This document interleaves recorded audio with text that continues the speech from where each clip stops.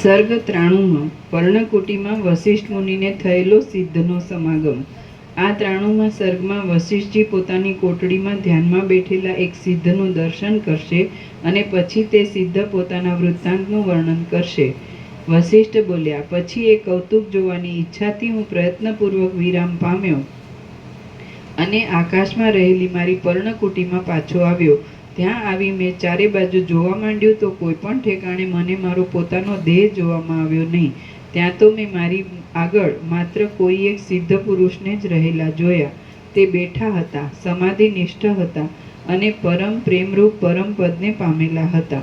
બાળ સૂર્યની પેઠે તે ઉદય પામતા હતા અને ઈંધણાના બળવાથી પ્રજ્વળી રહેલા અગ્નિની પેઠે મહાદેવ દીપ્યમાન હતા. તે પદ્માસન વાળીને બેઠા હતા, શાંત હતા, સમાધિને લીધે પોતાના પ્રિય વિષયમાં ચિત્ત સ્થિર થઈ જવાથી નિશ્ચળ હતા અને પગની બે ઘૂંટીની વચમાં તે વૃષણને ધારણ કરી રહ્યા હતા. વિષયોનું ઉલ્લંઘન કરી તે નિર્વિકલ્પ પદમાં રહ્યા હતા. ભસ્મના ત્રિપુણની રેખા વડે તે સુશોભિત હતા. ગંભીરતાથી તે મનોહર હતા અને સરખા વિસ્તારવાળા ખભાથી રમણીય એવી ડોકથી તે સુંદર દેખાતા હતા. સારી પેઠે સ્થિર અને ઉદાર એવા પરમાત્મામાં વિશ્રાંતિ પામેલા મન વડે તે પ્રસન્ન મુખવાળા હતા અને પોતાના મસ્તકની સ્થિતિથી તે સુંદર દેખાતા હતા. નાભીની પાસે રહેલા પોતાના ઉન્નત એવા બે હાથની કાંતિથી તે જાણે હૃદય કમળની બહાર નીકળેલા તેજ વડે પ્રકાશિત થઈ રહ્યા હતા. તેમની આંખો પાંપણો સાથે મળી ગઈ હતી અને બાહ્ય ઇન્દ્રિયોના વ્યાપારથી તે રહિત થઈ ગયા હતા. રાત્રિમાં કમળો બીડાઈ જવાથી સૂઈ ગયા જેવા શાંત થઈ રહેલા સરોવરની પેઠે તે શાંત દેખાતા હતા. તે ઉત્પાત વગરના શાંત આકાશની પેઠે ચારે બાજુથી શાંત હતા અને ક્ષોભ વગરના પ્રશાંત હૃદયને ધીર વૃત્તિ વડે ધારણ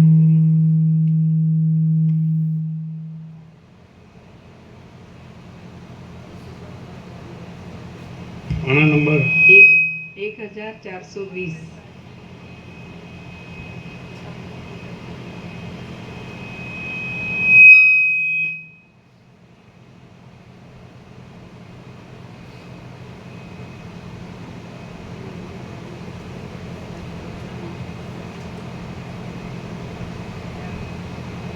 ડાબી બાજુ નીચે.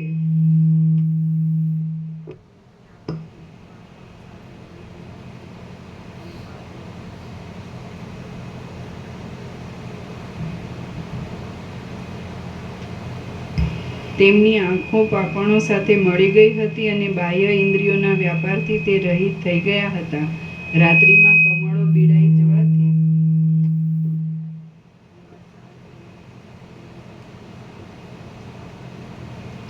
અમે પહેલેથી લઈએ. સર્ગ 93 નીચું કરીએ. સર્ગ 93 હવે સંભળાય છે? પાછળ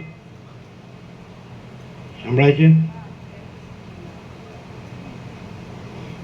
આ 93માં સર્ગમાં વસિષ્ઠજી પોતાની કોટડીમાં ધ્યાનમાં બેઠેલા એક સિદ્ધનું દર્શન કરશે અને પછી તે સિદ્ધ પોતાના વૃત્તાંતનું વર્ણન કરશે. પર્ણકુટીરમાં વસિષ્ઠ મુનિને થયેલો સિદ્ધનો સમાગમ. બરાબર સંભળાય છે?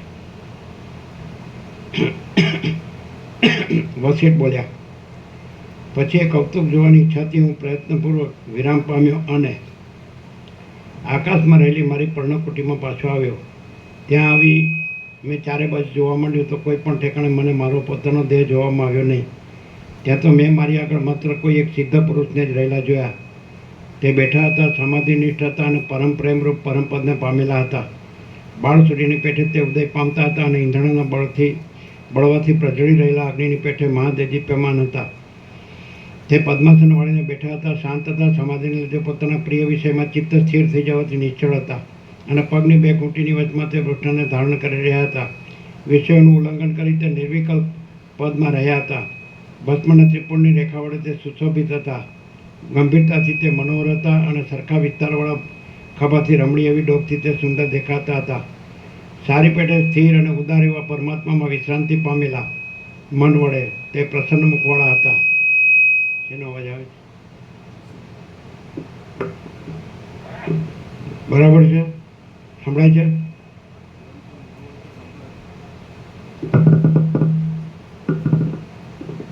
સંભળાય છે?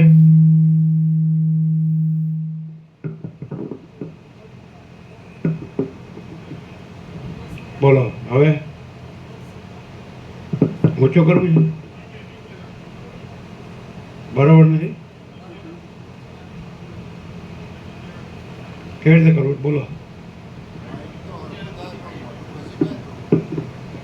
હે હવે બરાબર છે?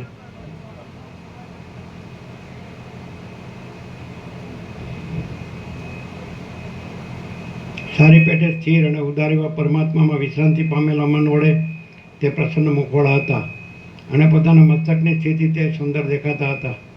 નાભીની પાસે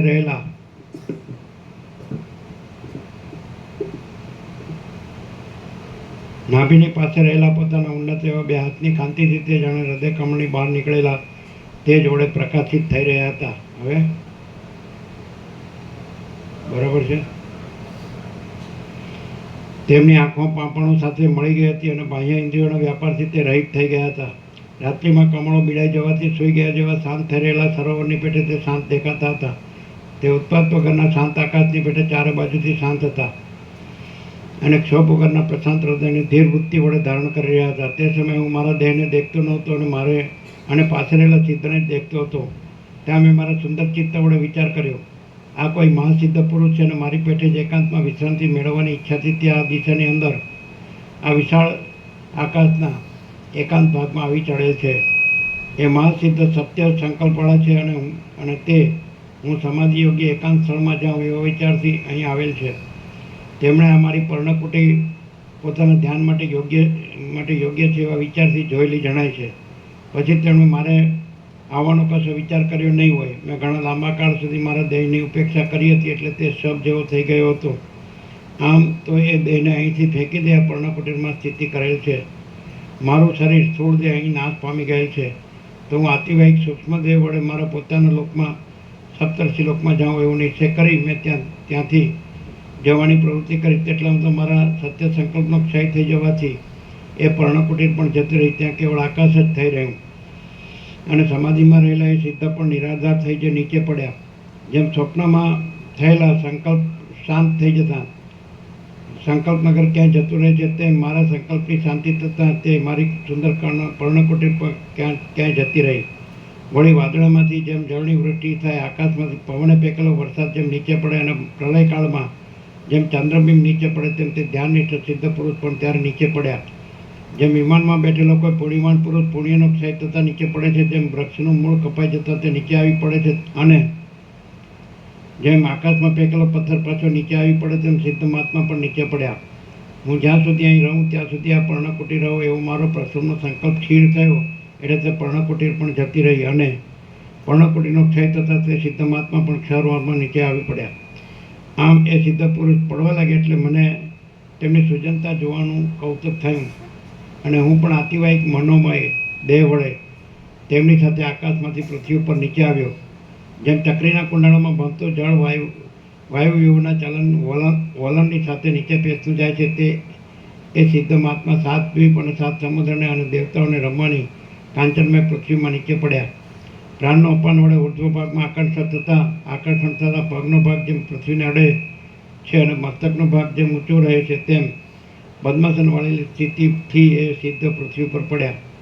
સમાધિને લીધે જળ જેવા થઈ રહેલા તે સિદ્ધ એવી રીતે ચલન થયા છતાં વ્યુત્થિત થયા નહીં, કેમ કે તેમનો દેહ યોગના બળથી વજ્ર પાર્શ્વના જેવો દ્રઢ હતો અથવા રૂના ઢગલાના જેવો હલકો હતો. પછી મેં તેમને જાગૃત કરવા માટે પ્રયત્નપૂર્વક મેઘપણું ધારણ કર્યું અને બહુ જ બળથી મોટી ગર્જના કરી.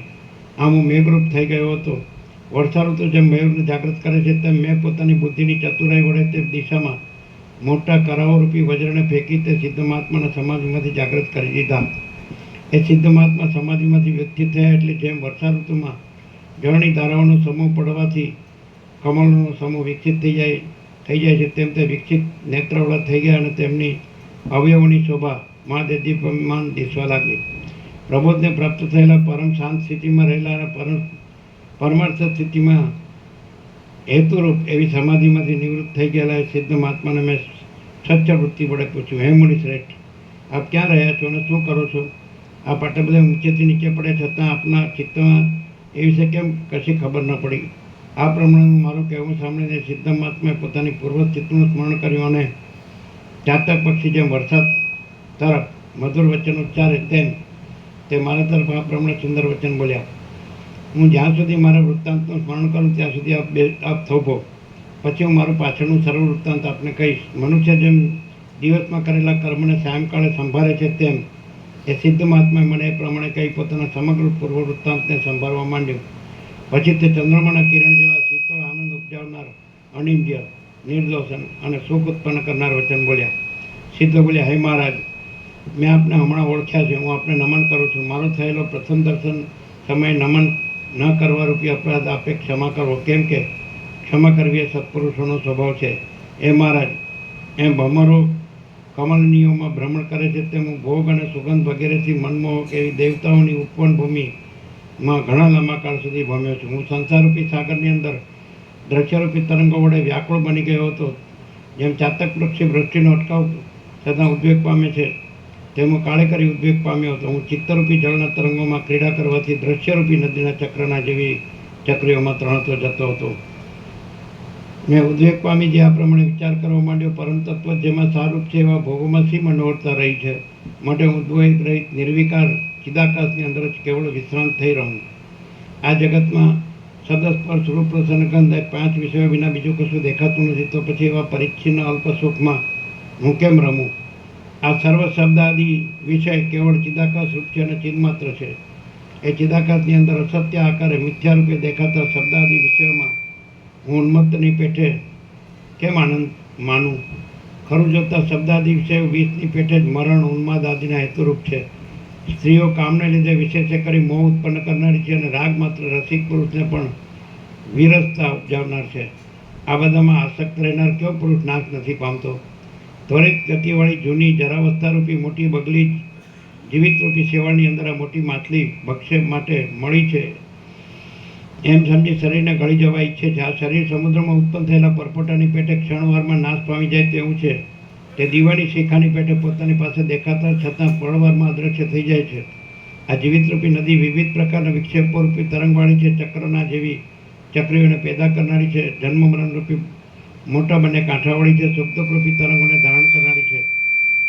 યૌવન અવસ્થાના આવિર્ભાવરૂપી કાદવવાળી છે. વૃદ્ધાવસ્થારૂપી ધોળાભીના ગોટાવાળી છે. અણધારી રીતે ઉત્પન્ન થનારા સુખરૂપી પરપોટાવાળી છે. વ્યવહારરૂપી મોટા પ્રવાહની રેખામાં થયા કરતા મૂર્ખ પુરુષોના પ્રલાપરૂપી જળના શબ્દો વડે આકુળતાવાળી છે. રાગદ્વેષરૂપી વરસાદ વડે વૃદ્ધિ પામનારી છે. ભૂતળરૂપી ચપળ દેહને ધારણ કરનારી છે. લોભ તથા મોહરૂપી મોટા આવર્તવાળી છે અને ચડતી પડતીના ફેરફારવાળી છે. એ કેવળ શબ્દ માત્રથી શીતળ દેખાય છે, પણ વસ્તુતા જોતા તો તે ત્રિવિધ તાપ વડે તપેલી જ વયા કરે છે. પુત્ર, મિત્ર આદિ પ્રિય પદાર્થોના સમાગમો સંસારરૂપી નદીમાં જળની પેઠે જ નિરંતર વહી જાય છે અને પ્રથમની ધન સંપત્તિ સાવ જતી રહે છે તથા બીજી અપૂર્વ ધન સંપત્તિ પ્રાપ્ત થાય છે. આવા પ્રથમ પ્રાપ્ત થઈને પછી પાછા જતા રહેનારા નષ્ટ પદાર્થોનું શું પ્રયોજન છે? જે પદાર્થો અપૂર્વ રૂપે આવી મળે છે તેમાં શી આસ્થા રાખવી? બધી નદીઓનું જળ જોકે વહી જાય છે તો પણ પર્વત, મેઘ આદિમાંથી તેની આવક પણ હોય છે, પરંતુ દેહરૂપી નદીનું આયુષ્યરૂપી જળ તો વહી જાય છે પણ પાછી તેની આવક નથી. કુંભારના ચાકડા ઉપર ચડાવેલા ઘડા તથા કોળિયા આદિ પદાર્થો જેમ ક્ષણે ક્ષણે બદલાયા કરે છે, તેમાં સંસારરૂપી સાગરમાં સેંકડો ભોગ્ય પદાર્થો પ્રત્યેક દેહ અને પ્રત્યેક ક્ષણે જુદા જુદા રૂપે બદલાઈ જતા જણાય છે. વિષયરૂપી વિષમ શત્રુ વિવેક આદિ દ્રવ્યને લૂંટી લેવામાં ચતુર ચોર જેવા છે. તેઓ ચારે બાજુ ફરે છે અને વિવેકરૂપી સર્વસ્વને હરી જાય છે. તો તેમાં હું શું સૂતો રહું? આથી હું જાગતો રહું છું. દિવસો આયુષ્યના એક નાના નાના ખંડરૂપ છે અને વારંવાર આવે છે અને જાય છે. અહો, કાળ વડે જતા રહેનારા એ દિવસોને કોણ જાણે છે? અમુક પદાર્થ આજે મળે, અમુક પદાર્થ કાલે મળશે, અમુક પદાર્થ અમુક આકારનો છે, અમુક પદાર્થ અમુક માણસનો છે અને અમુક પદાર્થ મારો છે. એમ કલ્પનામાં વહી ગયેલા આયુષ્યને તથા આવી ઉભેલા મૃત્યુને લોકો જાણી શકતા નથી. સાંભળે છે બરાબર? મેં અનંત વનભૂમિઓમાં ભ્રમણ કર્યું છે, અનેક વસ્તુઓનો ઉપભોગ લીધો છે, અનેક રસોનું પાન કર્યું છે અને અનેક સુખ દુઃખોનો અનુભવ કર્યો છે. તો હવે પછી બીજું અહીં શું અપૂર્વ મેળવવાનું છે? સુખ દુઃખનો અનુભવ થવાથી, વારંવાર જન્મ મરણના અખંડ ચક્રમાં ભમવાથી અને સર્વ પદાર્થો અનિત્ય હોવાથી હવે અમને ભોગોમાં ઉત્કંઠા રહી નથી. અમે અનેક ભોગોના સમૂહ ભોગ્યા છે અને અનિત્યતાનો પણ અત્યંત અનુભવ કર્યો છે, પણ અહીં કોઈ પણ સ્થળે અમને અત્યંત વિશ્રાંતિ મળતી જ નથી. ઊંચા શિખરોવાળી મેરુ પર્વતની ઉપવન ભૂમિમાં અને લોકપાલોની મહાનગરીઓમાં ખૂબ ભમ્યો છું, છતાં મને શાશ્વત અને નિરંતર એવું શું સાંપડ્યું છે? સર્વત્ર વૃક્ષો કાષ્ઠ વડે વ્યાપ્ત છે, પ્રાણીઓ માંસ વડે વ્યાપ્ત છે, પૃથ્વી મૃત્તિકા વડે વ્યાપ્ત છે અને સર્વત્ર દુઃખો તથા અનિત્યતા રહેલા છે. તો તમે જ કહો, તેમાં શો ભરોસો રાખવો? જે મનુષ્યને કાળે પોતાની ઝડપમાં લીધો છે, તેને ધન, મિત્રો, સુખો કે બાંધવો પણ રક્ષી શકતા નથી. માણસો ધૂળના ઢગલાના જેવા અસ્થિર છે. આ પર્વતની તળેટીમાં પડેલા વરસાદના જળની પેટે તેઓ વિષયોની અંદર અનાસક્ત થઈ જઈ કશો પુરુષાર્થ કર્યા વિના જ અંદર આસક્ત થઈ જઈ તેઓ વિષયોની અંદર આસક્ત થઈ જઈ કશો પુરુષાર્થ કર્યા વિના જ મરણ શરણ થાય છે. વિષયો મારા મનને હરી શકતા નથી, તેમ જુદી જુદી જાતની વિભૂતિઓ પણ મને મનોહર લાગતી નથી, કેમ કે આ જીવિત મદોન્મત્ત અંગનાના કટાક્ષપાતના જેમ અતિ ચપળ છે. હે મહારાજ, જે આજે કે કાલે દૂર કાળ મસ્તક ઉપર પગ મૂકવાની કે આપત્તિ આપવાને તૈયાર થઈ ગયો છે, ત્યાં કયા સમયે કોને ક્યાંથી અને કે પ્રકારે આ અનિત્ય પ્રપંચનો ભરોસો બંધાય? શરીર પાંદડા જેવું ચપળ છે. જીવિતની સ્થિતિ પ્રતિદિન ઘસારાને લીધે જીર્ણ થતી જાય છે. બુદ્ધિ અધિરતા વડે વ્યાપ્ત છે અને રસો નિરસ દેખાય છે. આ આંખો એ છે નિરસ્ત ભોગો અને તેના મનોરથમાં ચાલ્યું ગયું, પરંતુ ચમત્કાર બતાવ્યો તેવો કશો પણ પુરુષાર્થ મારાથી મેળવાયો નથી. હવે આજે મોહ મન પડી ગયો છે અને દેહ નિસાર હોવાથી કાંઈ ઉપયોગી દેખાતો નથી. વિષયમાં અનાસ્થા રાખવી એ જ ઉત્તમ અવસ્થા છે અને જીવિતમાં આસ્થા બાંધવી એ અધમ સ્થિતિ છે. સંપત્તિ આવી મળે ત્યારે બુદ્ધિમાન મનુષ્ય નિરંતર માનવું જોઈએ કે આવો મોહ ઉત્પન્ન કરે એવી વિપત્તિ મારા ઉપર આવી પડી છે, પણ તેણે આ સંસારની અંદર બંધાવવું જ ન જોઈએ. વિધિ અને નિષેધ વ્યવહાર દશામાં સત્ય દેખાતા છતાં પ્રબુદ્ધ દશામાં મિથ્યા જણાય છે. જળ જે ઊંચા નીચા પ્રદેશોમાં વહી જાય છે, તે મનુષ્યો તે વિધિ નિષેધો વડે પોતાની ઈચ્છા પ્રમાણે દોરાઈ જાય છે. વિષયરૂપી ઝેરી વાયુઓનું ચિત્તરૂપી પુષ્પકળીમાંથી તેના સર્વ સ્વરૂપ વિવેકથી સુગંધને હરી લે છે અને મૂર્છાને પેદા કરે છે. માયાના પ્રભાવને લીધે અસત્ય વિષયો સત્યરૂપ દેખાય છે. જે માળોને લીધે સત્ય પરમ તત્વ અવિવેકીઓને અસત ભાસે છે, તેમજ અજ્ઞાનને લીધે અસત્ય વિષયો પણ સત્ય જેવા દેખાય છે. બે કાંઠાના વચલા પ્રદેશમાં પોતાના પ્રવાહને હિંડોળાની પેઠે ઝુલાવતી નદીઓ જેમ સમુદ્ર તરફ ખેંચાય છે, તેમ મનુષ્યોનો સમૂહ વિષયો તરફ ખેંચાય છે. ચિત્તરૂપી બાણ પોતાના મૂળ લક્ષ્યને છોડીને વિષયો તરફ દોડે છે અને જેમ કૃતજ્ઞ પુરુષો સુરતપણાનો સ્પર્શ કરતા નથી, તેમ બાણ પાછો ફરી વાર ગુણનો વિવેક વૈરાગ્યાદિ ગુણરૂપી પ્રત્યંચાનો સ્પર્શ કરતું નથી. આયુષ્ય એક ઉત્પાદ કરનાર વાયુની પેઠે અનેક જોખમવાળું છે અને તે સ્નેહ વડે બંધનમાં નાખવાથી મહાશત્રુના જેવું છે. બંધુઓ બંધનરૂપ છે અને ધન અને નિધન મૃત્યુ લાવે છે. ધન અંતે નિધન એટલે મૃત્યુ લાવે છે. સુખો જ અતિ દુઃખરૂપ છે, સંપત્તિઓ જ પરમ આપત્તિરૂપ છે, ભોગો જ સંસાર સંબંધી મહારોગો છે અને આસક્તિ જ પરમ ઉદ્વેગકારી છે. સર્વ સંપત્તિઓ વિપત્તિમાં નાખનાર છે. સુખ પણ પરિણામે કેવળ દુઃખ જ ઉત્પન્ન કરનાર છે અને જીવિત છેવટ મરણને માટે જ થાય છે. અહો, તમે વિચિત્ર માયાનો વિલાસ તો જુઓ. ઈષ્ટ અનિષ્ટ ફળ આપનારા કાળના અનેક ફેરફારોનો, પ્રિય પદાર્થોનો વિયોગોનો અને કંઈક સુખનો પણ અનુભવ કરતાં કરતાં માણસ ઘરડા થઈ જાય છે. વિશ્વનો ઉપભોગ આપનારા ભોગો સર્પોની ફણાઓ જેવા જ છે, કેમ કે તેમનો જરા સરખો સ્પર્શ થતાં તે તરત કરડી પડે છે અને વળી તેઓ પ્રતિક્ષણ નાશને પ્રાપ્ત થતાં પણ દેખાય છે. પ્રયત્ન વિના સ્વતઃ સિદ્ધ હોવાથી પ્રાપ્ત થઈ શકાય પરમપદની પ્રાપ્તિથી રહિત છેવટ પરિણામ ક્ષય આપનારા આકારને ધારણ કરી રહેલ વિકરાળ અને કષ્ટકારક કર્મો વડે આખું આયુષ્ય વ્યર્થ ચાલ્યું જાય છે. બંધનમાં બંધાઈ ગયેલા વનના હાથીઓની જેમ ભોગોની આશામાં તૃષ્ણાથી બંધાઈ ગયેલા અવિવેકી પુરુષોને પગલે પગલે અપમાન મળે છે. સંપત્તિઓ અને સ્ત્રીઓ તરંગોના ઉછાળાઓના જેવી ક્ષણભંગુર છે, તો કયો વિવેકી પુરુષ સર્પની ફણાઓ રૂપ છત્રની છાયાના જેવી ક્ષણિક એવી સ્ત્રી સંપત્તિ આદિમાં આનંદ માને. મનોહર એવા વિષયો ભલે હો અને મનોહર એવી વિભૂતિઓ પણ ભલે હો, પરંતુ જીવિત મદોન્મત્ત સ્ત્રીના કટાક્ષપાતના જેવું ક્ષણભંગુર છે. જે ઉપરથી રમણીય દેખાતા અને પરિણામે અત્યંત નિરસ એવા વિષયોમાં રમે છે તેઓ છેવટ નરકમાં પડે છે. ધન તો દ્વંદ્વના દોષો ક્ષુધા પીપાસા શીત ઉષ્ણા આદિ વડે વ્યાપ્ત છે, દુઃસાધ્ય છે, અસ્થિર છે અને તે અવિવેકી પુરુષો સેવા યોગ્ય છે. તેમનાથી કોઈ દિવસ પણ મને સંતોષ થતો નથી. લક્ષ્મી માત્ર ઉપરથી જ મધુર દેખાય છે, પરિણામે દુઃખ પેદા કરનાર છે અને ક્ષણિક વિલાસવાળી છે, કેવળ મોહ જ પેદા કરે છે. દુષ્ટ પુરુષોની મિત્રતાની પેટે ધન આદિના સંબંધો ઉપરથી રમણીય લાગે છે, સંબંધ વડે પ્રસાર પામે છે, વિપત્તિ પેદા કરે છે અને ઘણે કષ્ટે તે માન સંપાદન કરી શકાય છે. યૌવનની શોભા શરદ રૂપમાં વાદળની છાયાની જેમ ચંચળ છે, વિષયો ઉપરથી આરંભમાં રમણીય દેખાય છે અને પરિણામે પરિતાપ ઉપજાવે છે. કાળ મહાપુરુષોના જીવિતને પણ ગળી જાય છે અને મનુષ્યનું આયુષ્ય વૃક્ષની શાખાના અગ્રભાગમાં લટકી રહેલા જળબિંદુના જેવું ચપળ છે. વૃદ્ધાવસ્થા પ્રાપ્ત થતાં કેસ ધોળા થઈ જાય છે અને દાંત પણ જીર્ણ થઈ જાય છે. આમ છેવટે બધું એક ક્ષયને અને જીર્ણતાને પ્રાપ્ત થઈ જાય છે, પરંતુ એક તૃષ્ણા જ કોઈ દિવસ જીર્ણ થતી નથી. ભોગોના વિસ્તારથી અતિ ગહન એવા સર્વ પ્રકારના દેહરૂપી જંગલની અંદર એક તૃષ્ણારૂપી વિષમંજરી અહર્નિશ વિકસિત રહે છે. બાલ્યવય યૌવનની પેટે જતું રહે છે અને યૌવન બાલ્યવયની પેટે જતું રહે છે. એ બેયનું પરસ્પર ઉપમાન ઉપમેયપણું છે અને તે બંનેમાં ક્ષણભંગુરપણું રહેલું છે. જેમ ખોબામાંથી જળ તરત ઘટવા માંડે છે તેમ આયુષ્ય પ્રતિદિન ઓછું થતું જાય છે. નદીના પ્રવાહની પેટે વહી જતું એ આયુષ્ય પાછું મળતું જ નથી. આ દેહ અર્જુનવાદ રોગની પેટે કોણ જાણે ક્યાંયથી તરત ખડો થઈ જાય છે અને પાછો આપણી નજર આગળ જ તે તરંગની પેઠે, વાદળાની પેઠે અને દીપકની પેઠે નાશ પામી જાય છે. રમ્ય પદાર્થોમાં મને અરમ્યપણું જોવામાં આવ્યું, સ્થિર પદાર્થોમાં મેં અસ્થિરતા જોઈ અને સત્ય જણાતા પદાર્થોમાં પણ મને અસત્યતાનો અનુભવ થયો. આથી અમે વૈરાગ્યવાન થઈ ગયા છીએ. મન વાસનારહિત થઈ જાય છે ત્યારે આત્મવિશ્રાંતિમાં જે કાંઈ સુખ મળે છે તે સુખ પાતાળ, પૃથ્વી કે સ્વર્ગના કોઈ ભોગોમાં પણ નથી મળતું. જેમ ચિત્રમાં આલેખેલી લતા અજ્ઞાનને લીધે ભમરાને પોતાના તરફ ખેંચે છે, તેમ જ્યાં સુધી મને દ્રઢ વૈરાગ્ય ન હતો ત્યાં સુધી સર્વ વિષયો સહિત 5 ઇન્દ્રિયોની વૃત્તિઓ મને પોતાના તરફ ખેંચી જતી હતી. પરંતુ હવે આજે ઘણે લાંબે કાળે હું અહંકારથી પણ રહિત થઈ ગયેલો છું અને મેં મારી બુદ્ધિ વડે સ્વર્ગ, મોક્ષ આદિમાં વૈરાગ્ય સંપાદન કર્યો છે. ઘણા લાંબા કાળ સુધી મને એકાંતમાં વિશ્રાંતિ લેવાની ઈચ્છા થઈ હતી, તેથી તમારી પેટે જ હું આકાશમાં દૂર પ્રદેશમાં આવી ચડ્યો છું અને આ પર્ણકુટી મારા જોવામાં આવી છે.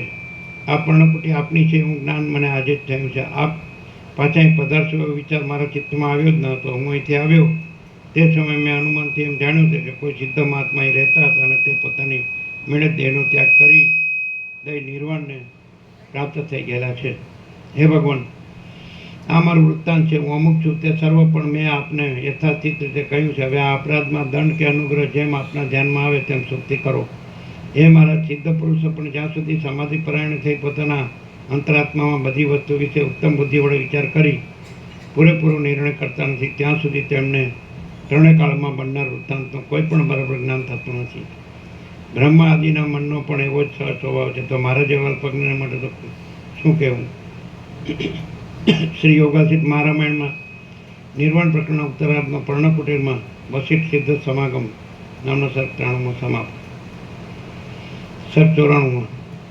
આ 94 સર્ગમાં બંનેનું પોતાના સિદ્ધલોકમાં જવું તેમાં પિશાચોની અને દેવતાઓની સ્થિતિ કે જે કેવળ મન અનુસાર રહેલી છે તે વિશે વર્ણન કરવામાં આવશે. વશિષ્ઠ બોલ્યા, પિશાચોનું વર્ણન તથા જગત અને બ્રહ્મનું ઐક્ય. વશિષ્ઠ બોલ્યા, પછી આકાશના જેવી મહાવિશાળ 7 સમુદ્ર દ્વીપ આદિથી બહારની સુવર્ણમય પૃથ્વીમાં મેં તે સિદ્ધ મહાત્માને સ્નેહપૂર્વક કહ્યું, કેવળ તમે જ વિચાર નથી કર્યો એમ નથી, પરંતુ મેં પણ તમારી ચિત્ત સંબંધીનો વિચાર કર્યો ન હતો. કેમ કે દેહધારી યોગીઓને પણ સર્વ વિષયમાં મનની એકાગ્રતા સમાધિ વિના ભૂત ભવિષ્ય આદિ બાબતનું જ્ઞાન થતું નથી. જો મને પ્રથમથી આપની અહીં સ્થિતિ વિશે ખબર હોય તો પછી હું તમારા વૃત્તાંતનો વિચાર કરી આકાશની અંદર આ પર્ણકુટીને શા માટે સ્થિર ન કરત? એથી તો તમે અહીં સ્થિર સ્થિતિ કરી શકત. હવે તમે અહીંથી ચાલો, આપણે મને આપણા સિદ્ધલોકની અંદર યથાસ્થિતપણે જઈ રહીએ. કેમ કે પોતાના આત્માની વિક્ષેપ વગરની સ્થિતિ સંપાદન કરવામાં પોતાના સ્થાનમાં જ શાંતપણે રહેવું એક ઉત્તમ સાધન છે. તે વખતે અમે બંને આકાશમાંના તારા જેવા જણાતા હતા આવી રીતે નિર્ણય કરી અમે બંને જણ એક યંત્રમાંથી ઉડેલા બે પાછળની પેઠે એક સાથે જ આકાશમાં ઉડ્યા. પછી અમે એકબીજાને પ્રણામપૂર્વક રજા આપી. ત્યારે એ સિદ્ધ પોતાના અભિષ્ટ પ્રદેશમાં નંદનવનમાં ચાલ્યા ગયા અને હું મારા અભિષ્ટ પ્રદેશમાં સપ્તર્ષિ લોકમાં ચાલ્યો ગયો. હે રામચંદ્રજી, મેં ઉપર પ્રમાણેનું સરળ વૃત્તાંત તમને કંઈ બતાવ્યું. તમે આ સંસારની આશ્ચર્યભરી વિચિત્રતા તો જુઓ.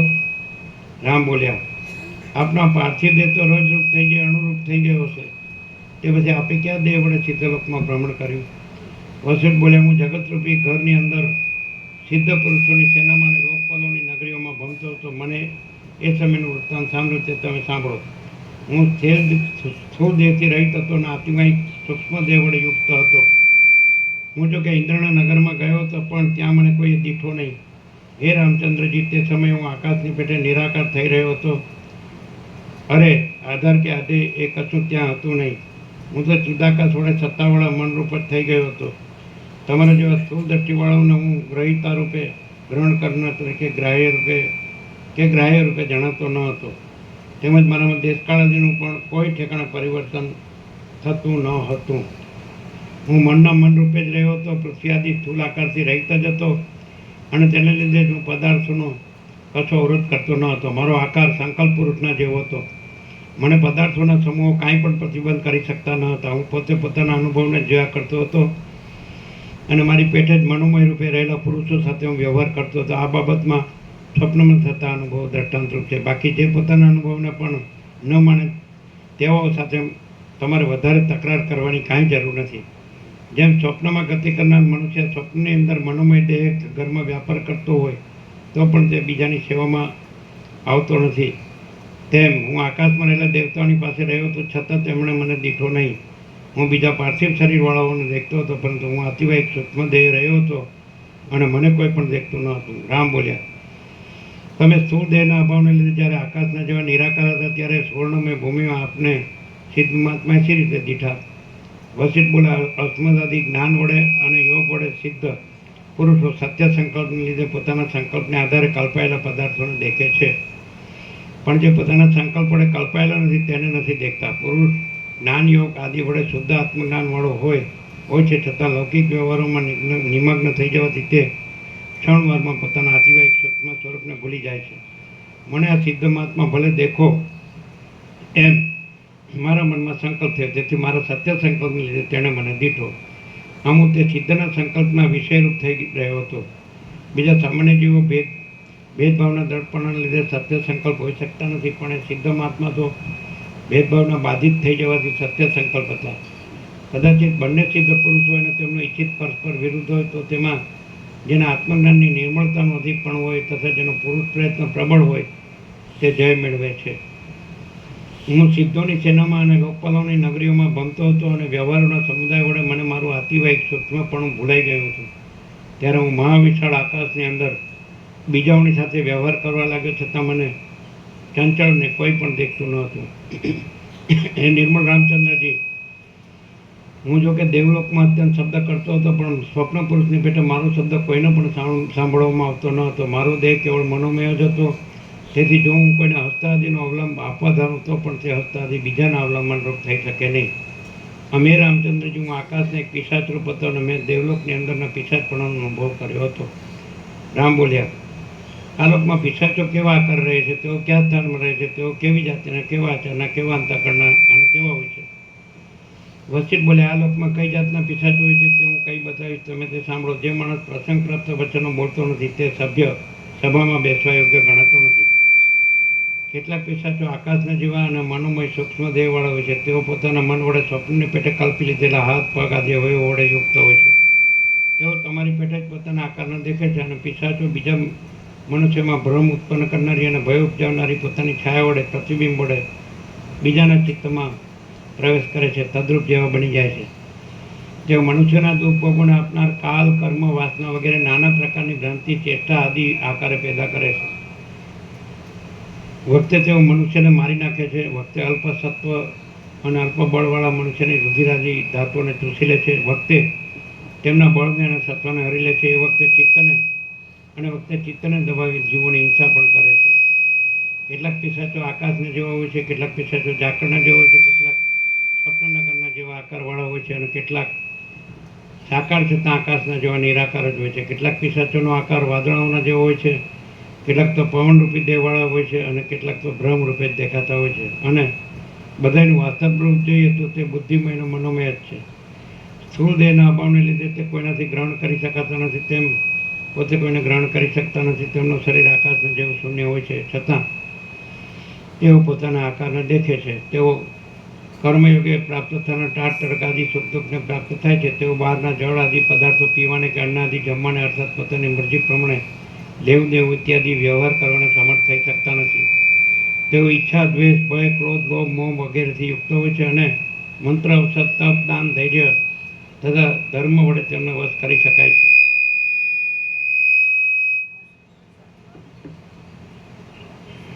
શેનો અવાજ આવે છે? સંભળાય છે? સત્વષ્ટંભ નામના એક જાતના યોગ ધારણના ભેદથી મનુષ્યના સત્વનો અવષ્ટંભ અટકાવ કરી શકાય છે. તે વડે યંત્ર વડે અને કોઈ સિદ્ધ કરેલા મંત્ર વડે કોઈક સ્થળે અને કોઈક સમયે કેટલાક પુરુષો તે પિશાચને વશ કરી લેવા આદિમાં જોડી દે છે અને દેખે પણ છે. પિશાચોની યોની એક દેવ યોની છે, તેથી કેટલાક તો દેવોના જેવા ઐશ્વર્યવાળા હોય છે, કેટલાક તો મનુષ્યના જેવા લક્ષ્મીવાળા લાગે છે અને કેટલાક તો સર્પના જેવા હોય છે. વળી કેટલાક કૂતરા, શિયાળ આદિના જેવા હોય છે. કેટલાક ગામમાં તથા જંગલોમાં રહે છે. કેટલાક કૃત્રિમ નાની નાની નદીઓમાં, કચરો નાખવાના સ્થાનોમાં, ઉકરડામાં તથા શેરીઓમાં રહે છે અને કેટલાક નરકના જેવા અપવિત્ર પ્રદેશમાં વસે છે. આ પ્રમાણે પિશાચોના ધામો, તેમના આકારો અને તેમના આચારો કહે. હવે તેમના જન્મ વિશે હું કહું છું તે તમે સાંભળો. દ્રશ્યના સંપર્ક વિનાનું ચિન્મય બ્રહ્મ સ્વભાવે સર્વશક્તિમાન છે.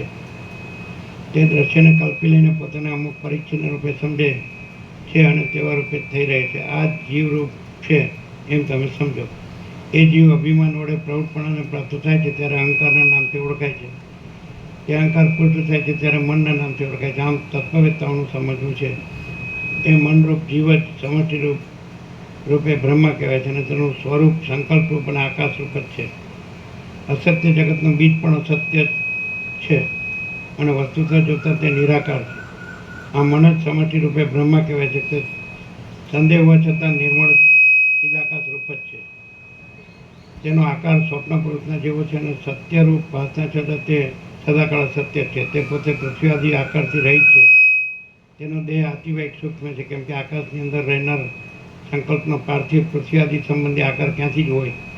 જેમ તમારું મન પોતે આકાશમાં કલ્પી લીધેલા નગરને દેખે છે, તેમ એ સમષ્ટિનું મન પોતાનામાં કલ્પી લીધા વિરંચીપણાનો અનુભવ કરે છે. એ સત્ય સંકલ્પ વિરંચી બ્રહ્મા જેવી જેવી કલ્પના કરે છે તેવું તેવું પોતે દેખે છે અને અનુભવે છે.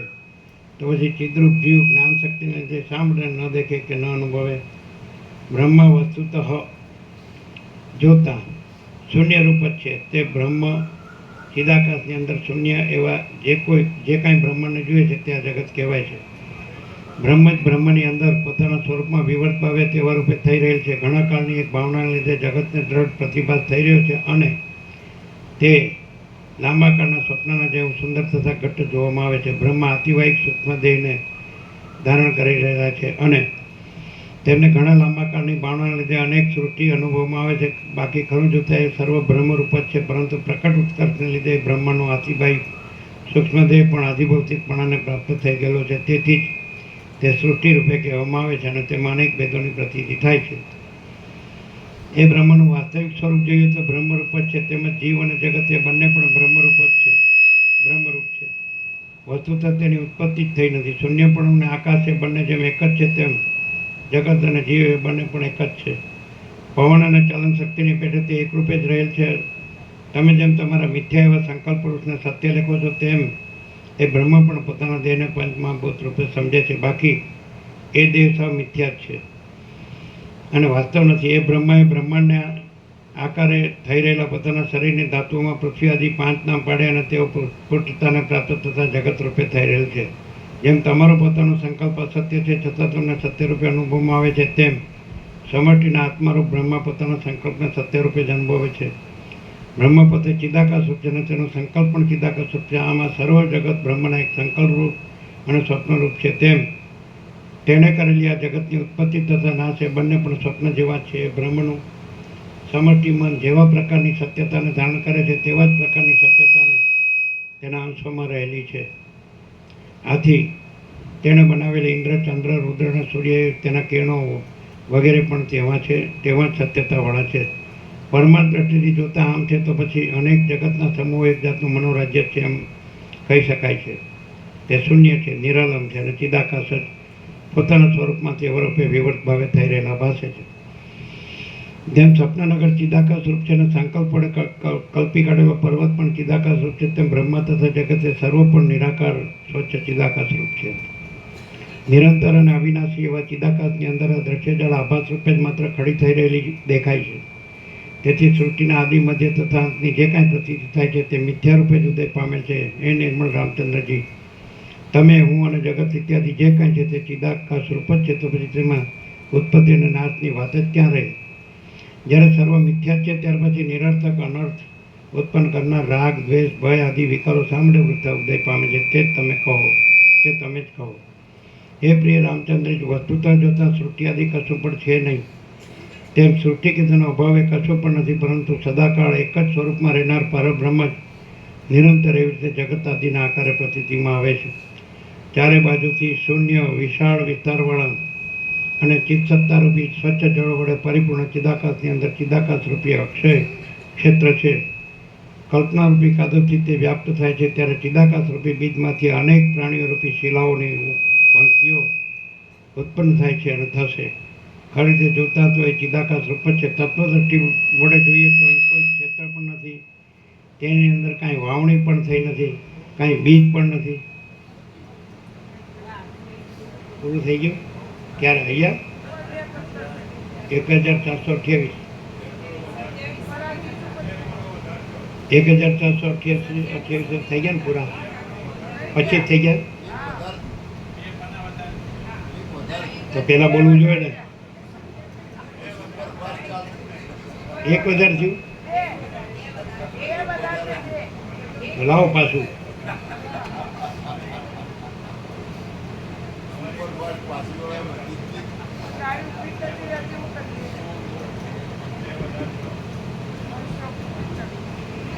પ્રસાદ આપી દો. કેટલા વધારે છે? 1 જ. બરાબર, ચાલો. એ તો બોલવું પડે ને.